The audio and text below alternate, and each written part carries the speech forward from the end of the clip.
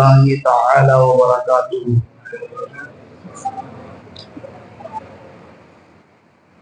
نحمده ونصلي ونسلم على رسوله الكريم اما بعد، فقد قال الله تعالى في القرآن المجيد والفرقان الحميد: قد جاءكم من الله نور وكتاب مبين، صدق الله العظيم وصدق رسوله النبي الأمين المتين الكريم، ونحن على ذلك لمن الشاهدين والشاكرين والحمد لله رب العالمين۔ آئیے انتہائی ادب و احترام اور عقیدت و محبت کے ساتھ ہم سب اپنے آقا و مولا حضور کو نور شفیع یوم النشور سرور دو جہاں مالک کون و مکان صلی اللہ علیہ وسلم کی مقدس بارگاہ میں درود و سلام کا ہدیہ و نذرانہ پیش کریں۔ پڑھیے بآواز بلند: اللہم صلی علی سیدنا و شفیعنا و حبیبنا و مولانا محمد معدن الجود والکرم و آلہ و اصحابہ و بارک وسلم صلاۃ و سلاما دائما ابدا علیک یا رسول اللہ صلی اللہ تعالی علیہ وسلم۔ جب ہمارے آقا و مولا حضور نبی کریم صلی اللہ علیہ وسلم نے مکہ کی مقدس سرزمین پر 40 برس کی عمر میں نبوت کا اعلان فرمایا تو اسلام کے مقدس دامن سے عورتوں میں سب سے پہلے حضرت خدیجہ اور مردوں میں سب سے پہلے سیدنا ابوبکر صدیق، بچوں میں سب سے پہلے مولائے کائنات علی المرتضی کرم اللہ تعالی وجہہ الکریم، اور غلاموں میں سب سے پہلے حضرت زید ابن حارثہ رضی اللہ تعالی عنہ مشرف با اسلام ہوئے۔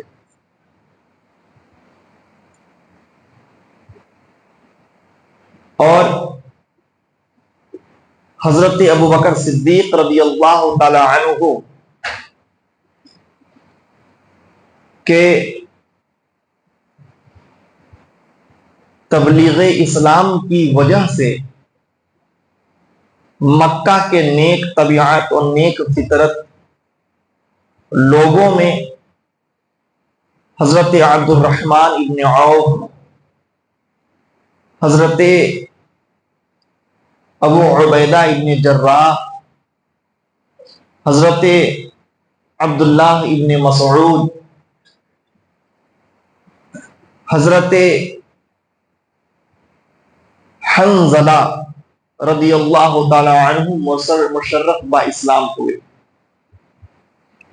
میرے آقا صلی اللہ علیہ وسلم 3 سال تک اپنے خاندان کے لوگوں میں گھر گھر جا کر دین کی تبلیغ اور وعظ فرماتے رہے، اسلام کی دعوت دیتے رہے۔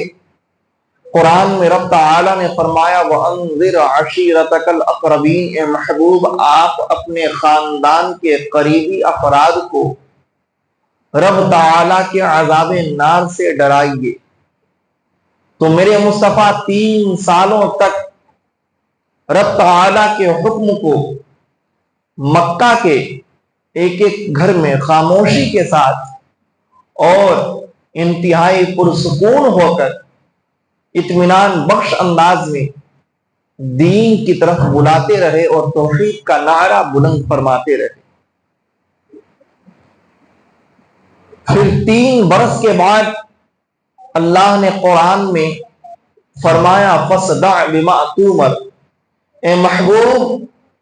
جو دعوت توحید کا فریضہ آپ کے کندھوں پر رکھا گیا ہے اس کو علی الاعلان بیان فرما دیجیے، کھلا بیان کر دیجیے۔ تو میرے آقا و مولا نبی رحمت صلی اللہ علیہ وسلم کوہ صفا کی پہاڑی پر چڑھنے کے بعد تمام مکہ والوں کو مخاطب کرتے ہیں اور کہتے ہیں یا معاشرہ قریش، اے خاندان قریش کے چھوٹے بڑوں سنو، میں ایک بات کہنے جا رہا ہوں۔ نبی رحمت صلی اللہ علیہ وسلم کی امانت و صداقت اور پاک دامنی کا چرچا اور شہرا تو مکہ کے گھر گھر میں تھا۔ ہر کوئی میرے مصطفیٰ کی ذات سے مطمئن تھا، ہر کسی کو میرے مصطفیٰ کی برکت و رحمت والی ہستی سے بے پناہ لگاؤ تھا۔ لیکن جب میرے آقا و مولا کوہ صفا کی پہاڑی پر چڑھتے ہیں تو اس کے بعد کہتے ہیں اے معاشر قریش، ذرا بتاؤ کہ تم نے مجھے اب تک کیسا پایا ہے۔ قریش کے تمام لوگ یک زبان ہو کر کہتے ہیں یا محمد صلی اللہ علیہ وسلم،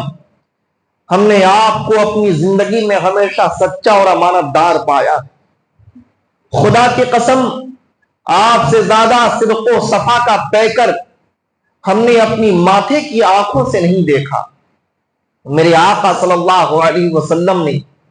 قریش کی شہادت اور گواہی ملنے کے بعد کہا کہ سنو، اگر میں تمہیں ایک یہ بات کہوں کہ کوہ صفا کی دوسری جانب ایک لشکر جرار کھڑا ہے جو تم پر حملہ آور ہونے والا ہے، تو کیا تم میری بات کا یقین کرو گے؟ تو قریش کے تمام لوگوں نے دوبارہ بلند آواز میں کہا ہمیشہ ہم نے آپ کو سچا پایا ہے، تو ہم آپ کی بات پر بغیر کسی شک اور تردد کے مکمل یقین کریں گے۔ تو میرے آقا صلی اللہ علیہ وسلم نے فرمایا سنو، خدا کی قسم جس شرک اور بت پرستی میں اور جس مورتیوں کے آگے تم سجدہ ریز ہو، یہ ساری چیزیں غلط ہیں۔ اللہ وحدہ لا شریک کی دعوت پر لبیک کہو اور توحید کے پرستار بن جاؤ، اور تم سب اپنے معبودان باطلہ سے باز آ جاؤ، ورنہ اللہ رب العزت کا عذاب تم پر نازل ہو جائے گا۔ رب تعالیٰ کے عذاب نار سے تم ڈرو، میں اللہ کا رسول ہوں اور ساری کائنات کی طرف پیغمبر بنا کر بھیجا گیا ہوں۔ جب میرے آقا و مولا حضور رحمت للعالمین صلی اللہ علیہ وسلم نے اہل قریش کے سامنے، اہل مکہ کے سامنے جب بلند بانگے دہل اور علی الاعلان کلم کھلا توحید کی دعوت دی، تو اس کے بعد میں وہی لوگ جو پہلے میرے مصطفیٰ کو صادق اور امین کہہ رہے تھے، اب میرے مصطفیٰ کو اسی مجلس میں گالیاں دینا شروع کر دیتے ہیں، سب و شتم کرنے لگتے ہیں، اپنے بوتوں کی محبت میں مصطفیٰ کی ذات پر تہمتیں لگانا شروع کر دیتے ہیں، اور وہ نبی کریم صلی اللہ علیہ وسلم کی ذات پر طعن و تنقید کرتے ہیں۔ اور سب سے پہلے ابو لہب اس مجلس سے یہ کہتے ہوئے بھاگتا ہے کہ محمد تو ہمارے دین سے پھر گیا، محمد ہمارے دین سے برگشتہ ہو گیا، محمد ہمارے دین سے مرتد ہو گیا۔ اے لوگوں، محمد کے بہکاوے میں مت پڑنا۔ جو ابو لہب میرے آقا کا چچا ہے وہ سب سے پہلے میرے مصطفیٰ کی نافرمانی کرتا ہے، اس مجلس سے بھاگتا ہے، اس کی بیوی ام جمیل جاتی ہے، ابو سفیان وہاں سے نکلتے ہیں، عتبہ اور شیبہ وہاں سے نکلتے ہیں، ربیعہ وہاں سے نکلتے ہیں، اور جتنے بھی مکہ کے بڑے بڑے سردار تھے وہ سارے لوگ میرے آقا صلی اللہ علیہ وسلم کی دعوت توحید کا انکار کرتے ہوئے وہاں سے برگشتہ ہو جاتے ہیں۔ اب مکہ کی وہ سرزمین جہاں میرے مصطفیٰ کی ذات کو انہوں نے 43 برس کی عمر تک ہمیشہ صداقت و دیانت میں آزمایا تھا، اب وہی میرے مصطفیٰ کو گالیاں دینا شروع کر دیتے ہیں۔ مکہ کے گلی کوچے میں مصطفیٰ کریم صلی اللہ علیہ وسلم کی صرف اس لیے برائی کی جاتی تھی کہ میرے آقا نے شرک اور بت پرستی سے منع فرمایا تھا، میرے آقا نے اللہ وحدہ لا شریک کے آگے سر بسجود ہونے کی دعوت دی تھی، اپنے بتوں اور دیوتاؤں کی محبت میں انہوں نے میرے مصطفیٰ کی 44 سال کی دیکھی ہوئی زندگی کو جھٹلا دیا۔ اب میرے آقا صلی اللہ علیہ وسلم مکہ کے گلی کوچے میں کھلم کھلا دین کی دعوت دیتے ہوئے گشت فرماتے، تو میرے آقا کی ذات سے جتنے لوگ متاثر تھے وہ سارے کے سارے لوگ دھیرے دھیرے اسلام کے دامن سے وابستہ ہونا شروع ہو جاتے ہیں۔ اور مکہ والوں کو جب یہ خبر ملتی تھی کہ فلاں شخص دین اسلام کا پیروکار ہو گیا ہے، تابع اور فرمانبردار ہو گیا ہے، تو اس کے بعد میرے آقا صلی اللہ علیہ وسلم کی خاطر اور دین اسلام کی خاطر اس کے اوپر ظلم و ستم کے پہاڑ ڈھائے جاتے تھے۔ کبھی ان کے خاندان والے ان کو بوریوں میں کس کر کے اتنی دیر تک پیٹتے تھے کہ اس کی چیخوں پکار نکل جاتی تھی۔ کبھی ان پر کوڑے برسائے جاتے تھے اور پھر تپتے ہوئے زمین کے اوپر، تپتی ہوئی ریت کے اوپر میں پیٹھ کے بل ان کو لٹا دیا جاتا تھا۔ کبھی کبھی ایسا ہوتا تھا کہ شعلے آگ کے بھڑکائے جاتے تھے، انگاریاں بھڑکائی جاتی تھی، اس کے بعد پیٹھ کے بل ان مسلمانوں میں سے کسی مسلمان کو لٹا دیا جاتا تھا اور کہا جاتا تھا تو ہمارے بتوں کی محبت کا نعرہ بلند کر اور جس چیز کی طرف تو چلا گیا ہے اس سے پھر جا، ہم تیری عزت و آبرو کو پھر سے بحال کر دیں گے۔ کفار مکہ کو مکمل طور پر طاقت و قوت حاصل تھی کہ وہ جو مسلمان ہوئے تھے ان کا قتل کر دیتے، ان کو سرے سے ہی وہ دنیا سے موت کے گھاٹ اتار دیتے، لیکن وہ یہ چاہتے تھے کہ ہم کسی کو مارنے کی بجائے اس کو اتنا ستائیں کہ وہ خود دین اسلام سے پھر کر کے ہمارے دیوتاؤں کی محبت میں ہمارے دین باطل پر قائم ہو جائے۔ اس لیے انہوں نے قتل کرنے کی جگہ یا موت کے گھاٹ اتارنے کی جگہ اپنے ظلم و ستم اور وحشیت اور بربریت کا زبردست مظاہرہ کیا۔ میرے آقا صلی اللہ علیہ وسلم کی دامن اقدس سے حضرت خباب جو کہ ایک غلام تھے، جب وہ وابستہ ہوتے ہیں تو ان کا آقا انہیں صبح سے شام تک باندھ کر کے لٹکا کر کے پیٹتا تھا اور کہتا تھا کہ تم اپنے دین سے پھر جاؤ۔ حضرت بلال حبشی رضی اللہ تعالی عنہ کو اس کا آقا انہیں باندھ کر کے پیٹتا تھا اور کبھی تپتے ہوئے ریزدار پر چھوڑ دیتا تھا، کبھی حضرت صہیب ریمی کے اوپر برچھیاں برسائی جاتی تھی، یہاں تک کہ نبی کریم صلی اللہ علیہ وسلم کے دامن سے جڑنے والے حضرت عمار ابن یاسر رضی اللہ عنہ کے والد محترم حضرت یاسر اور حضرت عمار دونوں پر ظلم و ستم اس قدر ڈھائے گئے کہ حضرت یاسر کو مار ڈالا گیا اور حضرت عمار کی جو والدہ تھی ان کی والدہ کے ناف کے نیچے ایک برچھی لگائی گئی جس کی بنیاد پر خنجر آر پار ہو گیا اور وہ دین اسلام کی شہادت میں پہلی شہادت پاتی ہے۔ اس طرح سے مکہ کے گلی کوچوں میں مرد و عورت، غلام و جوان، ہر کسی کو تیروں تلوار کا نشانہ بنایا جاتا تھا اور مصطفیٰ کریم صلی اللہ علیہ وسلم سے علیحدہ ہونے کے لیے زور ڈالا جاتا تھا۔ لیکن اللہ رب العزت کے محبوب کی زبان میں ایسی چاشنی تھی کہ جو کوئی میرے آقا کے دامن سے جڑ جاتا تھا تو وہ موت گوارا کرتا تھا لیکن دین اسلام سے پھرنا گوارا نہیں کرتا تھا۔ اللہ احد کی صدائیں بلند کی جاتی تھی لیکن میرے مصطفیٰ کے دامن سے وہ الگ اور علیحدہ ہونے کے لیے ذرہ برابر کوئی خیال نہیں کرتا تھا۔ یہاں تک کہ میرے آقا و مولا حضور پرنور شفیع یوم النشور صلی اللہ تعالی علیہ وسلم نے 5 نبوی میں مکہ کے تمام مسلمانوں کو جمع کیا اور جمع کرنے کے بعد میں کہا کہ میں دیکھتا ہوں کہ تم لوگوں پر زبردست طریقے سے ظلم و ستم ڈھایا جاتا ہے، حبشہ ملک قریب میں ہے، تم وہاں جاؤ، وہاں کا بادشاہ نجاشی جو عیسائی مذہب کا پیروکار ہے، وہ سچا ہے، وہ انشاءاللہ العزیز تم لوگوں کے ساتھ میں امن و چین اور سکون و اطمینان کا برتاؤ رکھے گا، تم ان لوگوں کے ساتھ ان کے ملک میں چلے جاؤ۔ حضرت محمد عربی صلی اللہ علیہ وسلم کے حکم پر مکہ کے 12 مسلمانوں نے اور 11 عورتوں نے 5 نبوی میں حبشہ کی جانب ہجرت کیا، جن میں حضرت عثمان ذو النورین تھے۔ حضرت عثمان ذو النورین کی اہلیہ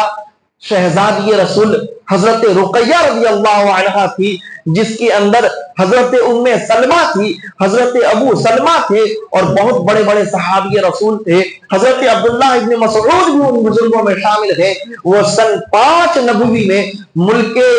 حبشہ کی طرف ہجرت کرتے ہیں اور نجاشی بادشاہ کی سلطنت میں جا کر کے دین اسلام پر آزادی کے ساتھ عمل کرنے کے لیے اور رب تعالیٰ کی آزادی کے ساتھ عبادت کرنے کی خاطر وہ اپنے عزیز مکہ کو چھوڑ کر کے حبشہ کی طرف روانہ ہوتے ہیں۔ حبشہ جانے کے بعد جب لوگوں کو یہ خبر ملی، مکہ کے سرکشوں کو، مکہ کے کافروں کو، مکہ کے منکروں کو جب یہ خبر ملی کہ مسلمان ملک حبشہ جا رہے ہیں، تو انہوں نے کچھ لوگوں کو ان کے تعاقب میں بھیجا کہ ان کو پکڑ کر لایا جائے تاکہ ہم پھر سے ان پر ظلم و ستم ڈھائیں۔ یہاں تک کہ نبی کریم صلی اللہ تعالی علیہ وسلم کے دامن سے وابستہ ہونے والے 12 افراد اور 12 مرد اور 11 عورتیں جب ملک حبشہ کے لیے روانہ ہوتی ہے، پیچھے سے کفار مکہ اپنے لوگوں کو بھیجتے ہیں، یہاں تک کہ وہ ساحل سمندر تک جاتے ہیں، لیکن دیکھتے ہیں کہ مسلمان کشتی پر سوار ہو کر ملک حبشہ کی طرف روانہ ہو چکے ہیں۔ ملک حبشہ میں جب وہ لوگ سکونت پذیر ہو گئے تو مکہ کے کافروں کو یہ بھی راس نہیں آیا اور انہوں نے یہ تدبیر اپنائی کہ اپنے 2 چیلوں کو، عتبہ ابن شیبہ کو اور ربیعہ کو، دونوں کو مال و متاع دے کر کے، انعام و اکرام دے کر کے حبشہ روانہ کیا اور کہا کہ نجاشی کے دربار میں جا کر کہنا کہ اے بادشاہ نجاشی، کچھ لوگ ہمارے مکہ سے آ کر کے تمہارے ملک میں سکونت پذیر ہو گئے ہیں، آپ ان لوگوں کو ہمارے حوالے کر دیجئے تاکہ ہم ان سے اپنا حساب و کتاب مکمل کر سکیں، اور آپ ان کے اوپر سے اپنا زمان اٹھا لیجئے، اپنی ذمہ داری اٹھا لیجئے، ہمیں وہ سپرد کر دیجئے۔ میرے آقا و مولا نبی کریم صلی اللہ علیہ وسلم کے ان غلاموں کو ستایا جاتا ہے، اور وہاں پر جب وہ لوگ نجاشی کے دربار میں پہنچ کر مسلمانوں کو واپس لے جانے کا مطالبہ کرتے ہیں تو نجاشی نے کہا کہ جاؤ مکہ کے ان لوگوں کو بلا کے لاؤ جنہوں نے ایک نیا دین اختیار کیا ہے۔ تو حضرت مولا کائنات کے بھائی حضرت جعفر ابن ابی طالب نجاشی کے دربار میں مسلمانوں کا نمائندہ بن کے جاتے ہیں، اور نجاشی کے دربار میں پہنچنے کے بعد میں نجاشی کہتا ہے کہ ذرا بتاؤ کہ تم کس دین کو اختیار کیے ہو؟ تو حضرت جعفر آواز بلند کر کے کہتے ہیں کہ اللہ رب العزت کا ہم پر یہ انعام و اکرام ہوا کہ ہم پہلے زمانے میں بت پرستی اور شرک میں مبتلا تھے، ہمارے یہاں پر عورتوں کی کوئی عزت نہیں ہوتی تھی، ہمارے یہاں پر دخترانے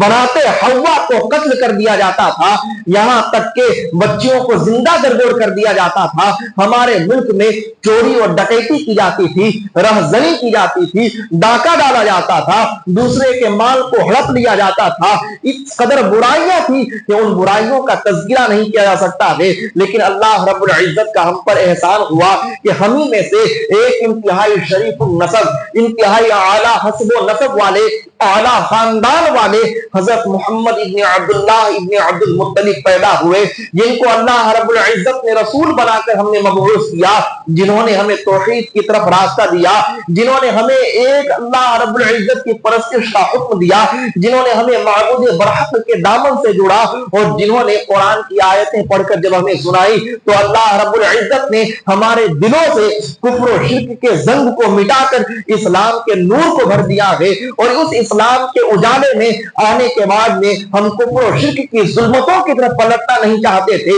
اسی لیے کفار مکہ نے ہمارے خلاف ظلم و ستم کی آندھیاں اور طوفانی اٹھا دی، اور آج پھر یہ ہمیں اسی دلدل میں لے کر جانا چاہتے ہیں جس سے اللہ رب العزت نے ہمیں نکالا ہے۔ جب حضرت جعفر نے نجاشی کے دربار میں اتنے خوبصورت لب و لہجے کے ساتھ میں بیان دیا تو عتبہ کی آنکھیں پھٹی کی پھٹی رہ گئی، اور پھر وہ کہتا ہے کہ اے نجاشی، یہ لوگ ہماری برائیاں تو کر رہے ہیں، ہمارے معبودوں کو، ہمارے بتوں کو برا بھلا تو کہہ رہے ہیں، لیکن یہ تو آپ کے پیغمبر عیسیٰ کے بارے میں بھی برا بھلا کہتے ہیں۔ اس نے اپنی ترکش کا آخری تیر چلا کر کے نجاشی کے دل میں دین اسلام کی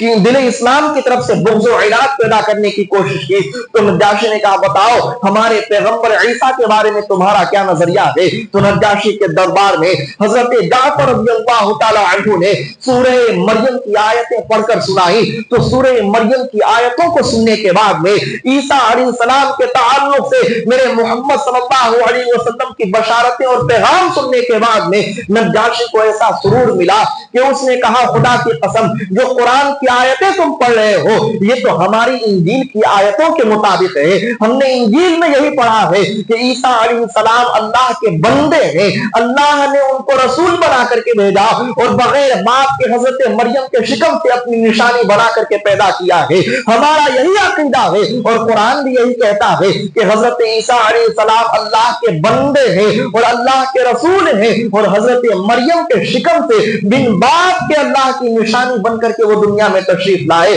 اللہ رب العزت نے ان کو رسول بنایا اور اس عیسیٰ نے اپنی انجیل میں ہمیں یہ بشارت دی تھی کہ صحرائے عرب میں نخلستان عرب میں ایک ایسا رسول پیدا ہوگا جس رسول کی رسالت اور نبوت کا شعلہ عالم میں ہوگا اور جن کے دامن سے پوری دنیا وابستہ ہو جائے گی. جو ان کو رسول مانے گا وہ قیامت اور حشر میں عزت پائے گا اور جو ان کے دامن سے علیحدگی اختیار کرے گا وہ دنیا اور آخرت میں ذلیل اور خوار اور برباد ہو جائے گا. نجاشی یہ سننے کے بعد میں جعفر رضی اللہ تعالی عنہ کو سینے سے لگاتا ہے اور نور نبوت جو ان کے سینے میں روشنی کر گئی تھی اس سے اپنے سینے کو منور کرتا ہے اور بڑے دربار میں کہتا ہے اے لوگوں سنو میں اعلان کرتا ہوں کہ اشہد ان لا الہ الا اللہ وَأَشْهَدُ أَنَّ مُحَمَّدٌ رَسُولُ اللَّهِ. اور نجاشی بادشاہ نے اس طرح سے دین اسلام پر ہونے کی شہادت دی اور وہ مسلمان ہو جاتے ہیں, مشرف باسلام ہو جاتے ہیں اور پھر وہ جعفر رضی اللہ تعالی عنہ کو مخاطب کر کے کہتے ہیں کہ اے جعفر خدا کی قسم اگر مجھ پر یہ بادشاہت کی ذمہ داری نہ ہوتی اور بادشاہت کے اصول و قوانین میں گھرا نہیں ہوتا اور اتنی بڑی مملکت کا میں سلطان نہیں ہوتا تو میں عرب کے صحرا میں پہنچ کر کے محمد ابن عبداللہ رسول اللہ صلی اللہ علیہ وسلم کے قدم ناز میں پڑ جاتا اور ان کے قدموں کو غسالہ دیتا اور ان کے غسالہ کو پینے میں شک محسوس کرتا. خدا کی قسم ان سے زیادہ معزز دنیا میں کوئی پیغمبر نہ کبھی ہوا نہ کبھی قیامت تک ہوگا. اس طرح نجاشی بادشاہ نے اپنی کتاب انجیل کی روشنی میں میرے آقا صلی اللہ علیہ وسلم کے اوپر ایمان اور اسلام لا کر کے قیامت تک کے لیے سرخرو ہو گئے. اور نجاشی بادشاہ وہ ہے کہ جو میرے مصطفیٰ کی بارگاہ میں آنے کی آرزو رکھتے تھے لیکن زندگی نے انہیں مہلت نہیں دی, یہاں تک کہ جب وہ دنیا سے تشریف لے گئے تو میرے آقا نے مدینہ کے سرزمین پر رہ کر کے نجاشی بادشاہ کی نماز جنازہ پڑھائی تھی. اور روایتوں میں آیا ہے کہ پروردگار عالم نے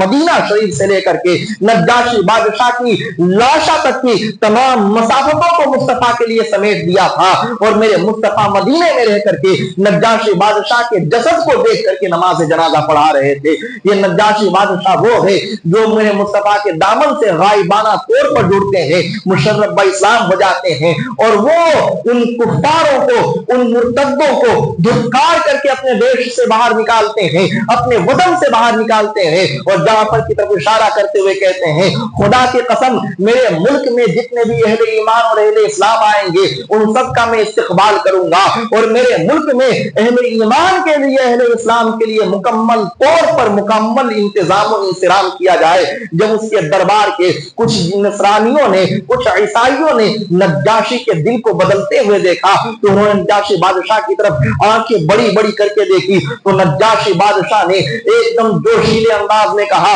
کہ خدا کی قسم جو میں کہہ رہا ہوں وہ حق ہے, اگر تم لوگ میری بات نہیں مانو گے تو میں تمہارا سر قلم کر دوں گا. یہاں تک کہ دربار میں موجود بڑے بڑے وزیروں کو بڑے بڑے امیروں کو وہ جلال بھری آواز میں اور لہجے میں کہہ کر خاموش کر دیتے ہیں. اس طرح حبشہ کی سرزمین جب مسلمانوں کے لیے پرامن ہو گئی تو میرے آقا صلی اللہ علیہ وسلم کے حکم سے کئی مسلمان وہاں ہجرت کر کے گئے. یہاں تک کہ 83 یا 84 کے قریب مکہ کی سرزمین پر جتنی نفوس قدسیہ مشرف باسلام ہوئی تھی وہ سب ملک حبشہ میں جا کے سکونت پذیر ہو گئے. یہاں تک کہ سن 7 نبوی کا جب وقت شروع ہوا تو سن 7 نبوی میں جب میرے آقا کی نبوت کے اعلان کو 7 برس ہو گئے تھے تو 7 برس میں ابو لہب نے میٹنگ بلائی اور دارال ندوہ کے اندر میٹنگ کی، اور میٹنگ کرنے کے بعد میں کہا کہ اے لوگوں سنو، محمد ابن عبداللہ کے دامن سے جڑنے والے لوگوں کی تعداد بڑھتی جا رہی ہے۔ تم نے نہیں دیکھا کہ ہم نے ان کو 1000 روکنے کی کوشش کی، ان کے ماننے والوں کے اوپر ظلم و ستم کے پہاڑ توڑ دیے، لیکن کوئی بھی جو ان سے جڑتا ہے ان سے دور ہونا نہیں چاہتا ہے۔ ذرا محمد کے پاس جاؤ اور ان سے پوچھو کہ ان کا منصوبہ کیا ہے، آخر ان کی حکمت کیا ہے، ان کا ارادہ کیا ہے۔ تو قریش کے ایک انتہائی عظیم الشان خطیب عقبہ ابن ابی معیط کھڑے ہوتے ہیں، اور کھڑے ہونے کے بعد میں میرے آقا صلی اللہ علیہ وسلم کی خدمت میں پہنچتے ہیں، اور خدمت میں پہنچ کر کے کہتے ہیں یا محمد صلی اللہ علیہ وسلم، ہم نے آپ کی زندگی کو شروع سے دیکھا ہے، آپ ہماری خاندان قریش کے ایک انتہائی عظیم الشان سردار عبد المطلب کے جانشین ہیں، اور آپ کی جانشینی کا شہرا پورے عرب میں ہے۔ آپ کا ارادہ کیا ہے؟ اگر آپ چاہتے ہیں کہ عرب کا سردار آپ کو بنا دیا جائے تو خدا کی قسم مکہ کی وادیوں میں آپ کے سرداری کا سکہ چلا دیا جائے گا اور آپ عرب کے بادشاہ بن جائیں گے۔ اور اگر آپ کی یہ خواہش ہے کہ مال و زر کا مکمل خزانہ آپ کے سامنے رکھ دیا جائے تو مکہ کے بڑے بڑے زمینداروں اور بڑے بڑے سیٹوں کی تجوریاں آپ کے قدموں میں لا کر رکھ دی جائے گی۔ اور اگر آپ کی یہ خواہش ہے کہ مکہ کی حسین و جمیل خواتین میں سے کسی سے آپ کا نکاح کر دیا جائے، ایک انتہائی شریف قوم سے آپ کا نکاح کر دیا جائے، تو آپ کے لیے خواتین کی ایک لمبی قطار کھڑی کر دی جائے گی۔ لیکن اگر آپ اپنے ارادے سے باز آ جائیے، جو آپ ہمارے بتوں کو برا بھلا کہتے ہیں اس ارادے سے باز آ جائیے۔ میرے آقا صلی اللہ تعالی علیہ وسلم نے عقبہ ابن ابی معیط کی ان تقریروں کو سننے کے بعد میں خاموشی کے ساتھ میں کہا سنو، خدا کی قسم میں اللہ کا رسول بنا کر کے بھیجا گیا ہوں، میں اپنے ارادے سے باز نہیں آؤں گا۔ یہاں تک کہ وہ عقبہ ابن ابی معیط ابو طالب کے پاس میں جا کر کے میرے آقا صلی اللہ علیہ وسلم کے بارے میں بیان دیتا ہے، تو ابو طالب جا کر کے پاس اب جا کر کے جب وہ ساری باتیں پیش کرتا ہے تو ابو طالب اپنے بھتیجے محمد ابن عبداللہ صلی اللہ علیہ وسلم کو بلاتے ہیں، اور بلانے کے بعد کہتے ہیں اے میرے بھتیجے، میں جانتا ہوں تو سچا ہے، تو اچھا ہے، تو نیک ہے، اور تیری باتوں میں کافی زیادہ عقل کے مطابقت پائی جاتی ہے، تم بہت ہی حکیم اور دانا ہو، بس اتنی خواہش ہے کہ تم کھلے عام بتوں کو برا بھلا مت کہو، بلکہ پوشیدہ طور پر دین کی جو بھی خدمت تمہیں کرنی ہے وہ کرو۔ میرے آقا صلی اللہ علیہ وسلم نے قریش کے ان سرداروں کے سامنے ابو طالب اپنے چچا کی آنکھوں میں آنکھیں ڈال کر کے کہا کہ چچا جان، اگر یہ قریش والے، یہ مکہ والے میرے ایک ہاتھ میں سورج لا کر کے رکھ دے اور دوسرے ہاتھ میں قمر لا کر کے رکھ دے، چاند کو لا کر کے رکھ دے، تو بھی خدا کی قسم جس دین حق کی دعوت و تبلیغ کے لیے میری تولید ہوئی ہے، میری خلقت ہوئی ہے، میرا وجود ہوا ہے، میں اس سے باز نہیں آؤں گا۔ میرے مصطفیٰ کے اس بیان کو سننے کے بعد میں ابو طالب ایک دم لرز جاتے ہیں اور سہنے ہوئے انداز میں کہتے ہیں میرے بیٹے، میں نے دیکھا ہے کہ تم واقعی ارادے کے پکے ہو، خدا کی قسم میرے خون کا آخری قطرہ بھی بہ جائے تب تک میں تمہاری جان کی حفاظت کروں گا، اور کوئی بھی شخص تمہاری آنکھوں میں آنکھیں ڈال کر باتیں نہیں کر سکتا ہے۔ میرے آقا صلی اللہ تعالی علیہ وسلم کو شروع سے لے کر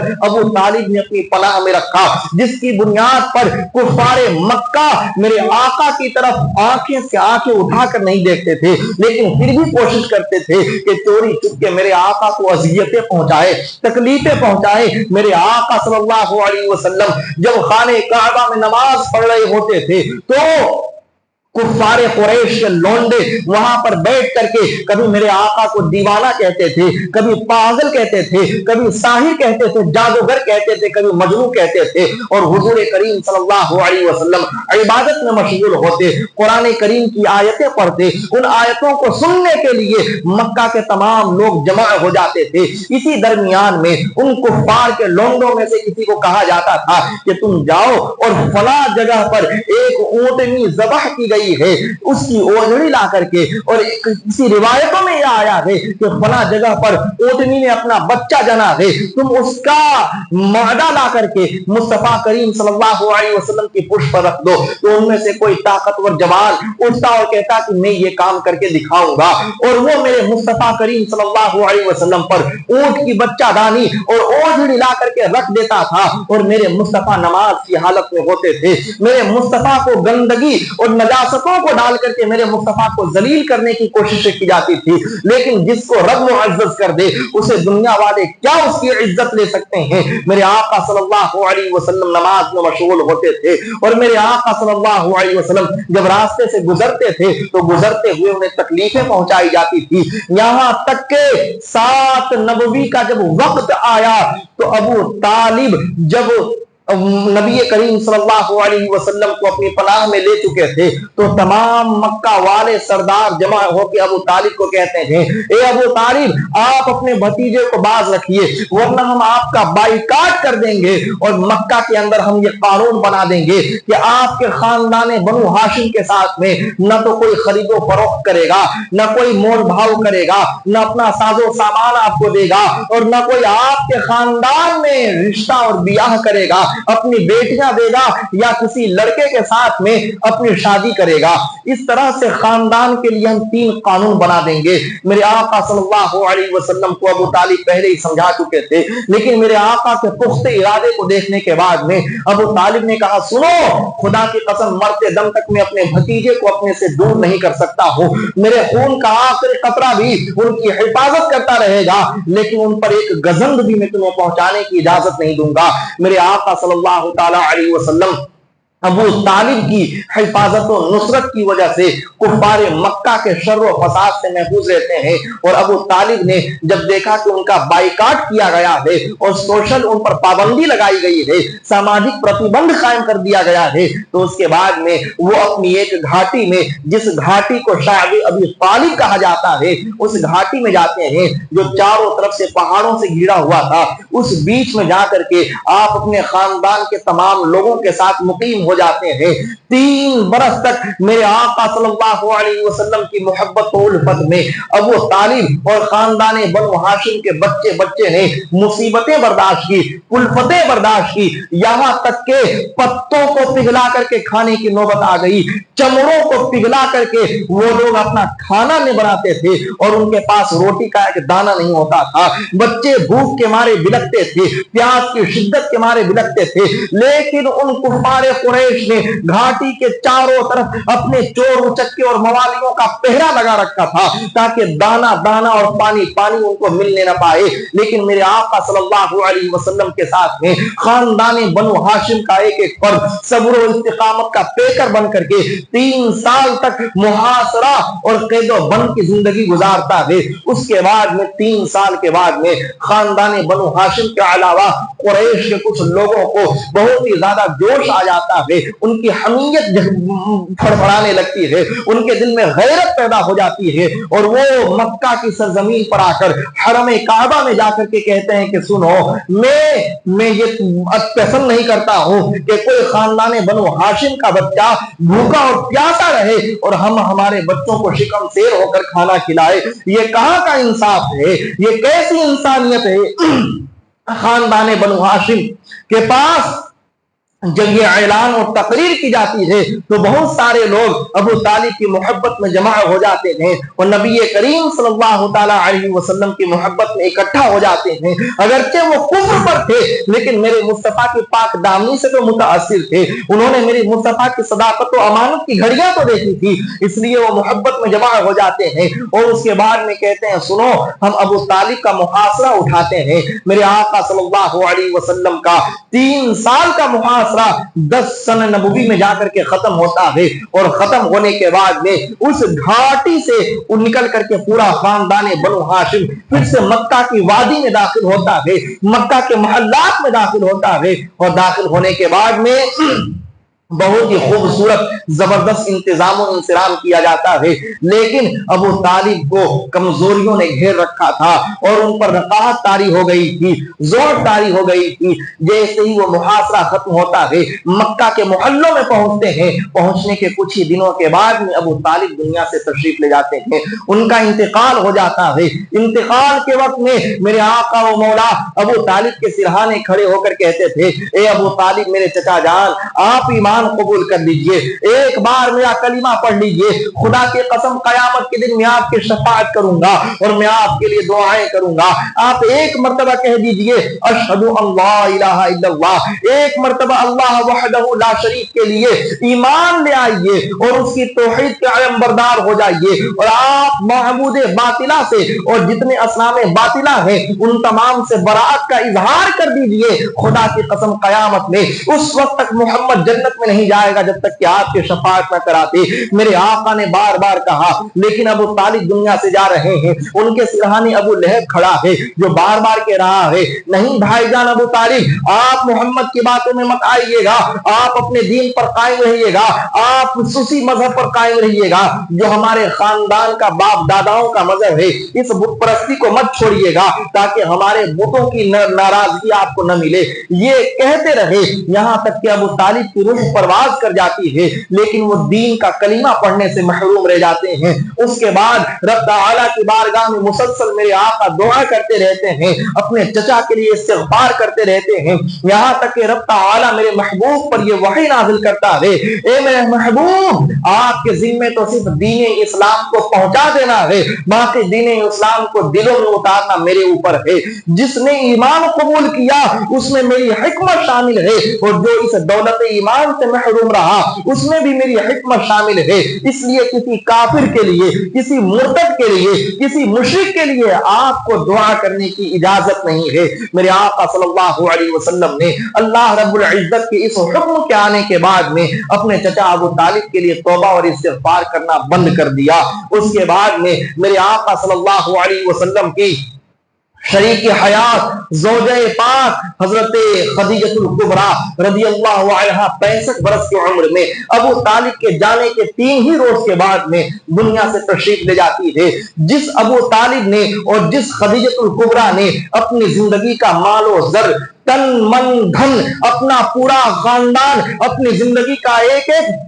سرمایہ اور اثاثہ میرے مصطفیٰ کی ذات پر خرچ کر دیا تھا, یہ 2 عظیم چیزیں میرے مصطفیٰ سے جب رخصت ہوئی تو میرے آقا اس سال انتہائی حزن و ملال میں پڑ گئے, رنج و غم میں پڑ گئے, یہاں تک کہ میرے آقا نے اس سال کا نام عام الحزن رکھ دیا. غموں کا سال میرے مصطفیٰ نے اس سال کو نام دیا. اس سال میرے آقا صلی اللہ علیہ وسلم اندر سے انتہائی زیادہ کلفت میں رہتے تھے, اس لیے کہ اب مکہ میں آپ کو کوئی پناہ دینے والا نہیں رہ گیا تھا, اب مکہ کے شریروں سے آپ کو کوئی بچانے والا نہیں رہ گیا تھا, اب کوئی خاندان بنو ہاشم کا ایسا فرد نہیں تھا جو اپنی تلواروں کو بے نیام کر کے مصطفیٰ کے لیے پہرا دے. اب خدیجہ جیسی مال و زر والی اور انتہائی شفیق و مہربان اور انتہائی دل کو سکون پہنچانے والی بیوی نہیں تھی, اب تسلی دینے والی شریک حیات نہیں تھی. میرے مصطفیٰ انتہائی زیادہ رنج و غم میں تھے. جب آپ نے دیکھا کہ مکہ میں 12 سال تک 10 سال تک دین اسلام کی خدمت کرنے کے باوجود صرف چند لوگ دامن اسلام سے وابستہ ہوئے ہیں, تو آپ طائف کی سرزمین پر جاتے ہیں. طائف میں پہنچنے کے بعد میں آپ صلی اللہ علیہ وسلم اپنے غلام زید بن حارثہ کو لے جاتے ہیں اور طائف کے 3 بڑے بڑے سرداروں سے, جن میں ایک کا نام عبد یالیل ہے, ان سے جا کے ملاقات کرتے ہیں اور کہتے ہیں کہ دین اسلام کو قبول کرو. ان لوگوں نے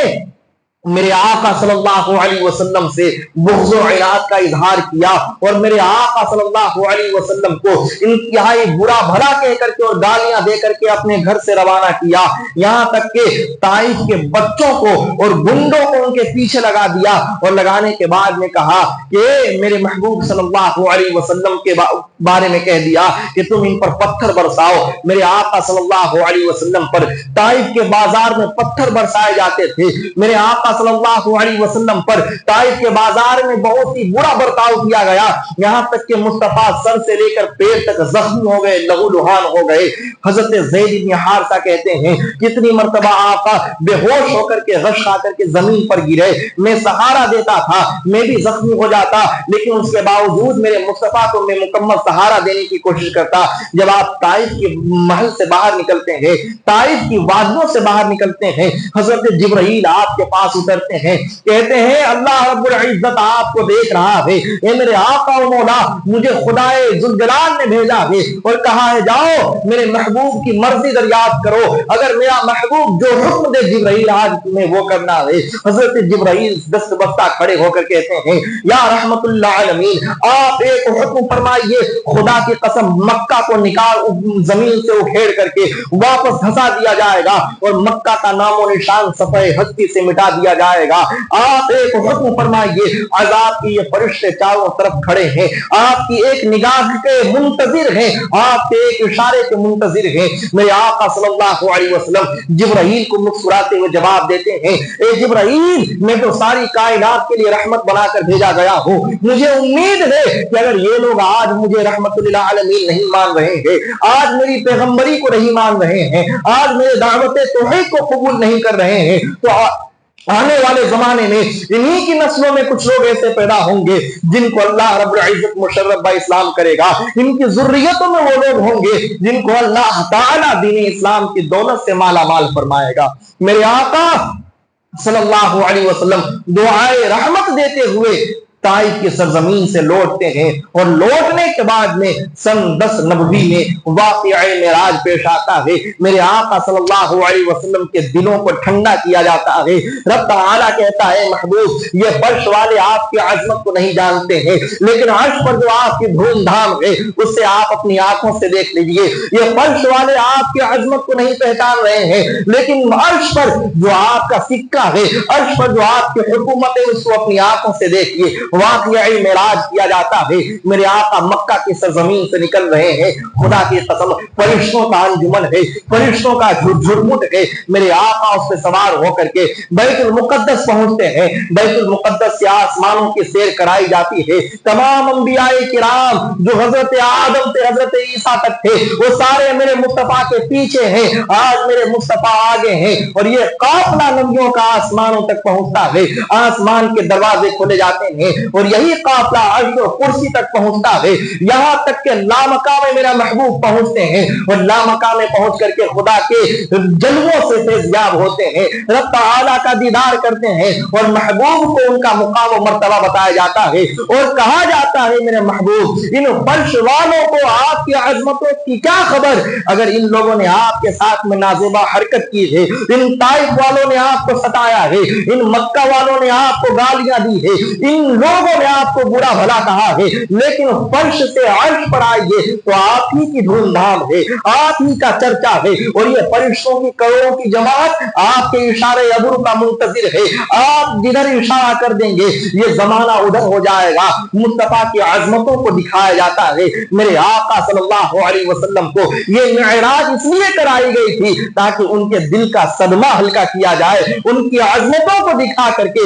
میرے مصطفیٰ کو سکون و اطمینان دلایا جائے اور مکہ کے بدماشوں اور طائفوں کے شریروں کے حالات کے سامنے ان کی ذاتی شخصیت کا مکمل طور پر اظہار کرا دیا جائے. اس لیے میرے آقا صلی اللہ علیہ وسلم کے ساتھ ہے واقعہ معراج پیش آتا ہے. میرے آقا مکہ میں آ کر کے کہتے ہیں اے لوگوں سنو, میں راتوں رات میں 7واں آسمان پر پہنچا. اس کے بعد میں ابو لہب کو اور مزہ ملتا ہے اور وہ کہتا اب تو محمد پورا دیوانہ ہو گیا ہے, مکمل محمد صلی اللہ علیہ وسلم مکمل مجنون ہو گئے ہیں. اب تو وہ اتنی بہتی باتیں کرتے ہیں کہ کہتے ہیں بیت المقدس گئے تھے, کہتے ہیں کہ وہ 7واں آسمان کے اوپر گئے تھے, وہ کہتے ہیں کہ انہوں نے اس معبود کو دیکھا ہے جس معبود کے بارے میں نہ تو ہم نے سنا ہے ہمارے باپ داداؤں نے سنا ہے, انہوں نے خدائے وحدہ لا شریک کو دیکھا ہے. ابو بکر صدیق رضی اللہ تعالی عنہ ابو لہب سے ان باتوں کو سننے کے بعد میں کہتے ہیں کیا میرے آقا نے یہ کہا؟ ابو لہب کہتا ہاں تمہارے ہی یار نے کہا ہے. میرے آقا صلی اللہ علیہ وسلم کے بارے میں جب ابو لہب کی زبان سے سیدنا ابو بکر صدیق نے سنا تو کہا جو میرے محبوب نے کہا یقیناً سچ کہا ہے, اس لیے کہ ان کی زبان پر سچائی بولتی ہے. اگر وہ یہ کہے کہ انہوں نے خدا کو دیکھا ہے تو اس میں کیا شک ہے. عظمت تو میرے مصطفیٰ کی تم لوگوں نے بچپن سے دیکھی ہے, حیرت تو اس بات میں ہے کہ وہ عرش والے ہم فرش والوں کو مل گئے, ورنہ ہماری اوقات اور بساط کیا تھی. میرے آقا صلی اللہ علیہ وسلم کے بارے میں جب حضرت ابوبکر صدیق نے ٹھنڈے دل سے اعتراف کیا اور مکمل اطمینان کے ساتھ میں تصدیق کی تو میرے آقا نے ابو بکر کو کہا میرا ابو بکر صدیق ہے اور یہ کل قیامت میں صدیقین کے سردار ہوں گے۔ میرے آقا صلی اللہ علیہ وسلم کو ابو بکر نے تسلیم کیا، حضرت عمر بن خطاب رضی اللہ عنہ، حضرت حمزہ رضی اللہ عنہ، حضرت جعفر رضی اللہ عنہ، حضرت عثمان ذو النورین رضی اللہ عنہ اور تمام معزز صحابہ کرام ہمیشہ میرے مصطفیٰ کے دامن اقدس سے جڑے رہتے تھے اور مکہ کے سنگلاخ سرزمین پر کبھی ابو بکر صدیق میرے مصطفیٰ کے ساتھ میں ہوتے تھے، کبھی عمر بن خطاب ہوتے تھے، کبھی جعفر بن ابی طالب ہوتے تھے۔ ایک مرتبہ ابو لہب نے میرے آقا صلی اللہ علیہ وسلم کے بارے میں بھرے بازار میں گالی گلوچ کی اور ان کی بیوی ام جمیل نے بھی میرے مصطفیٰ کی بدگوئیاں کی اور میرے مصطفیٰ کے ساتھ میں برا برتاؤ کیا تو حضرت جعفر رضی اللہ عنہ کو جلال آ جاتا ہے، ابو لہب کے دروازے پہ پہنچتے ہیں اور ابو لہب کو نکال کر کے باہر ایک زوردار تماچا مارتے ہیں، کہتے ہیں ابو لہب سن لے، خدا کی قسم تجھے معلوم نہیں ہے میں محمد عربی صلی اللہ علیہ وسلم کا غلام ہوں، اگر تم نے ان کی طرف آنکھ اٹھا کر کے بھی دیکھا تو میں تمہاری آنکھیں نکال کے رکھ دوں گا۔ ابو لہب کو اس بھرے مجمع پیٹتے ہیں اور پیٹنے کے بعد میں میرے مصطفیٰ سے غلامی کا دعویٰ کرتے ہیں۔ اس طرح سے میرے آقا کے چند ہی جانثار تھے لیکن ایسے وفادار تھے کہ جن کی وفاداری پر آسمان کے فرشتوں کو بھی رشک آتا تھا، وہ پیٹتے تھے اور وہ مار بھی کھاتے تھے لیکن اس کے باوجود صدائے وحدہ لا شریک بلند کیا کرتے تھے۔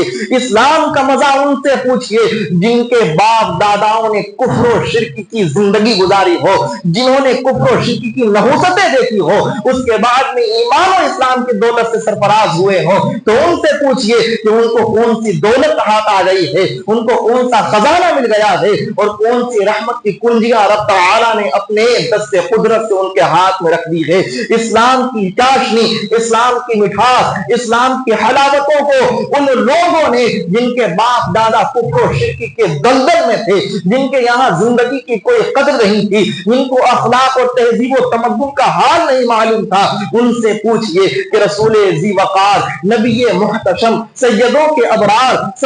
سید الابرار صلی اللہ علیہ وسلم کے صدقے اور طفیل میں ان کو کون سی نعمت مکہ کی سرزمین پر ملی تھی؟ میرے آقا صلی اللہ علیہ وسلم مکہ کی سرزمین پر 13 برس تک دین کی خدمت کرتے ہیں۔ اس کے بعد میں مدینہ شریف میں آپ کے جانے کے جو اسباب پیدا ہوئے اور مدینہ شریف میں جو آپ کی زندگی کا ایک مقدس دور شروع ہوا، اس کا تذکرہ ہجرت سے لے کر کے میرے مصطفیٰ کریم صلی اللہ علیہ وسلم کی حیات ظاہری تک انشاءاللہ کل شب میں کیا جائے گا۔ میں اپنے رب تعالیٰ کی بارگاہ میں دعا کرتا ہوں مولا ہم سبوں کو مکہ کی اس مقدس سرزمین کے صدقے اور طفیل میں اسلام پر خاتمہ نصیب فرمائے اور رحمت للعالمین سید المرسلین شفیع المذنبین انیس الغریبین رحمت للعالمین صلی اللہ علیہ وسلم کے صدقے اور طفیل میں دنیا میں بھی آخرت میں بھی